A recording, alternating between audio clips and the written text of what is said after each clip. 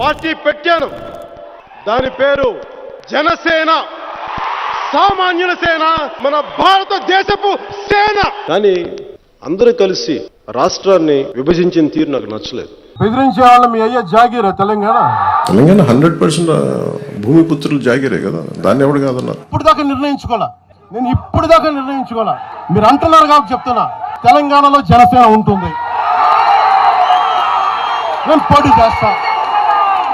నేను ఇప్పుడు దాకా ఎప్పుడు అవసరమైతే తెలంగాణలో తిరుగుతాం.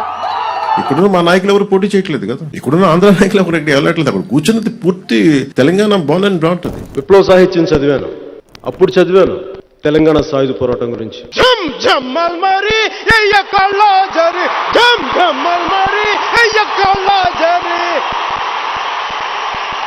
అని గద్దరన్నా గజ్జ కట్టి పాడితే మేము చొక్కాలు చిచ్చుకున్నాం, చెయ్యెత్తి జై కొట్టాం. కామ్రేడ్ తరిమెల్లి నాగిరెడ్డి రాసిన తాకట్టులో భారతదేశం నాకు ఇచ్చారు. నేను చదివాను దాన్ని, నాకు చాలా ఇష్టం చెగువేరా. ఎందుకు ఇష్టం అంటే తన దేశం కాదు, తన సమస్య కాదు, కానీ కొంతమంది బాధపడుతున్నారు, వాళ్ళ కోసం పోరాటం చేసిన వ్యక్తి, అందుకు నాకు చెగువేరా అంటే ఇష్టం.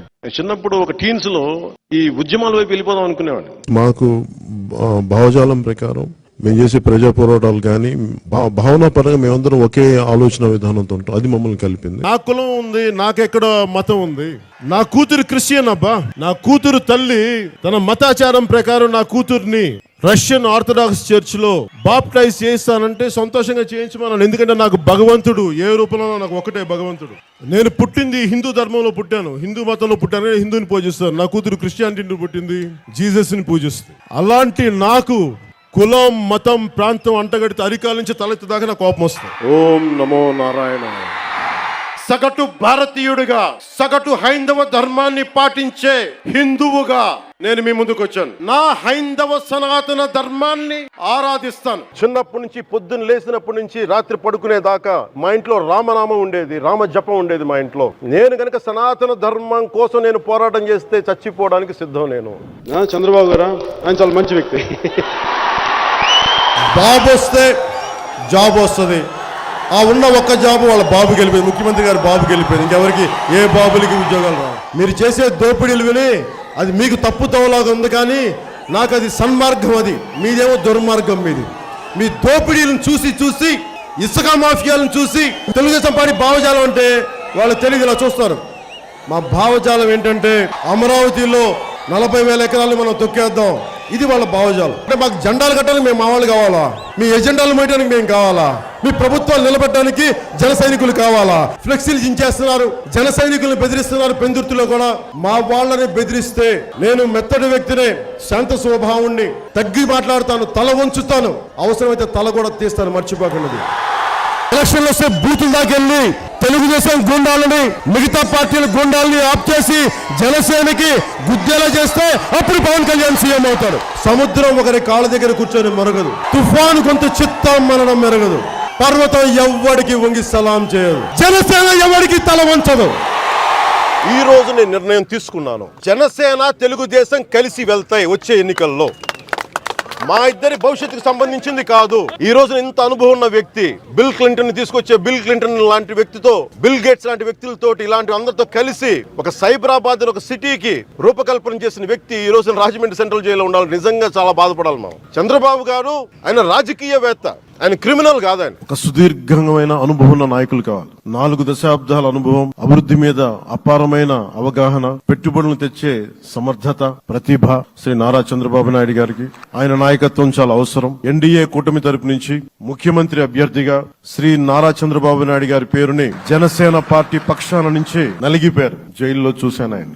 పాపం భువనేశ్వర్ గారి బాధను చూశాను. నేను అనుకున్నాను, అమ్మా మీరు కన్నీళ్లు పెట్టకండి, మంచి రోజులు వస్తాయని చెప్పిన మంచి రోజులు వచ్చినాయి. నారా చంద్రబాబు నాయుడు అనే నేను ఆంధ్రప్రదేశ్ రాష్ట్ర ముఖ్యమంత్రిగా, కొణిదెల పవన్ కళ్యాణ్ అనే నేను శాసనం ద్వారా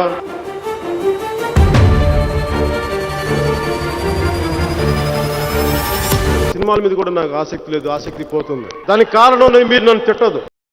ఆ ఢిల్లీ వాళ్ళని తిట్టండి, వాళ్ళ వల్ల నేను వస్తాను తప్ప నాకు సినిమాలు వదులుకోవాలని లేదు, నాకు మీ నుంచి దూరం వెళ్ళాలని లేదు.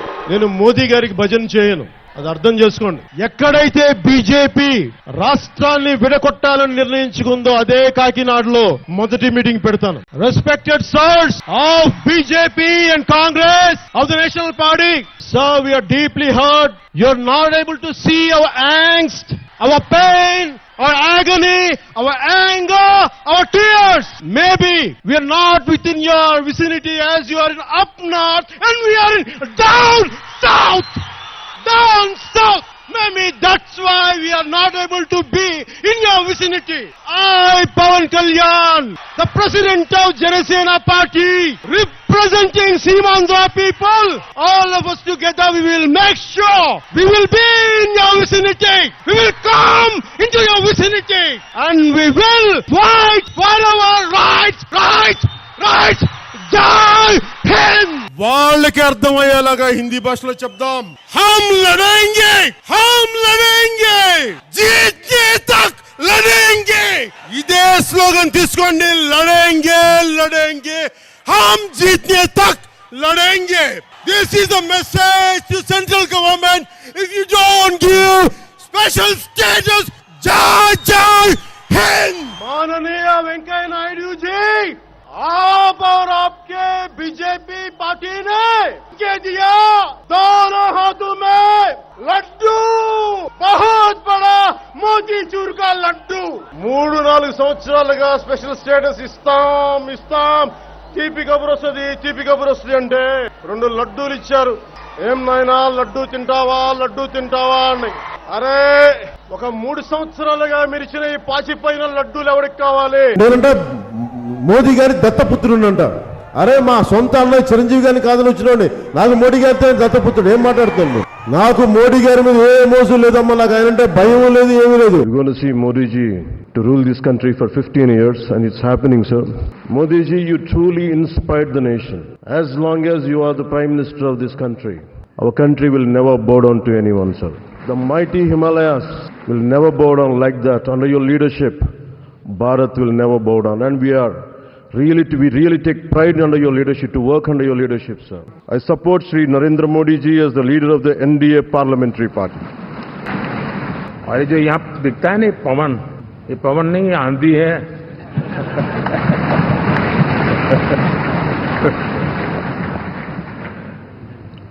आंध्र ने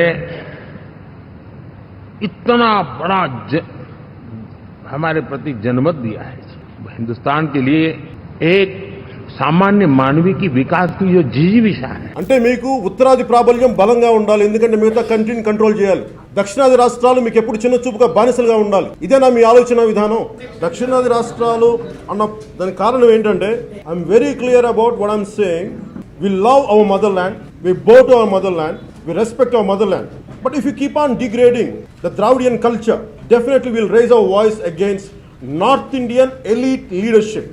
I'm not going back on my words. Unless you understand the agony and pain of South, we'll make sure we'll make you understand. Delhi మెడలు ఉంచుతాం, చొక్కా పట్టుకొని నేలకు దించుతాం, తడాకా చూపిస్తాం అని దక్షిణాది నాయకులు చాలా మంది చాలా పెద్ద మాటలు మాట్లాడుతూ ఉంటారు. కానీ నిజంగా వాళ్ళు ఢిల్లీకి రాగానే ఆ మాటలు ఎందుకు గొంతులోంచి రావు, పెగలు ఏంటో భయం అనుకుంటారు. హిందీ మేము గౌరవిస్తాం, దక్షిణాది భాషను కూడా మీరు గౌరవించండి, మేము కోరుకుంటున్నాం. అది కేవలం ఓట్లకే దక్షిణాది వారా? హిందీని మీరు రుద్దుతున్నారు, సౌత్లో దక్షిణాదిని అంటారు. అన్ని దేశ భాషలే కదా. మన తమిళనాడులో తమిళ్ హిందీ రాకూడదు అంటుంటే నాకు అనిపించింది మనసులో ఒకటే, అప్పుడు తమిళ సినిమాల్ని హిందీలో డబ్ చేయకండి. డబ్బులేమో హిందీ నుంచి కావాలి, ఉత్తరప్రదేశ్ నుంచి డబ్బులు కావాలి, బీహార్ నుంచి డబ్బులు కావాలి, ఛత్తీస్గఢ్ నుంచి డబ్బులు కావాలి, కానీ హిందీ మాకు వద్దంటే అదే న్యాయం. కాపులందరూ పవన్ కళ్యాణ్ ఒప్పుకోవట్లేదంటే మీరెవరు ఒప్పుకోవడానికి నేను మిమ్మల్ని అడిగాను. ఆ కాపు నాయకులు అలాంటి నేను భయపడతానా? నేను భారతీయుడిని, నాకు కులం లేదు, మతం లేదు, ప్రాంతం లేదు. ఎవడు మా కులం నుంచి ముఖ్యమంత్రి అవ్వలేదు. మీరు ఓటేయండి, అవి చూపిస్తాం.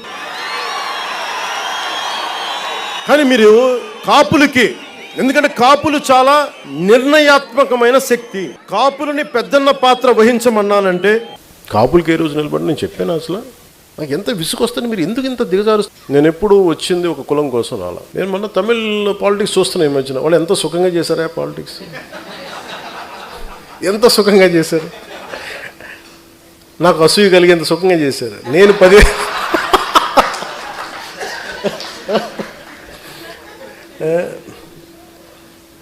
కటౌట్లు పెట్టుకుంటే గెలిచేశారు.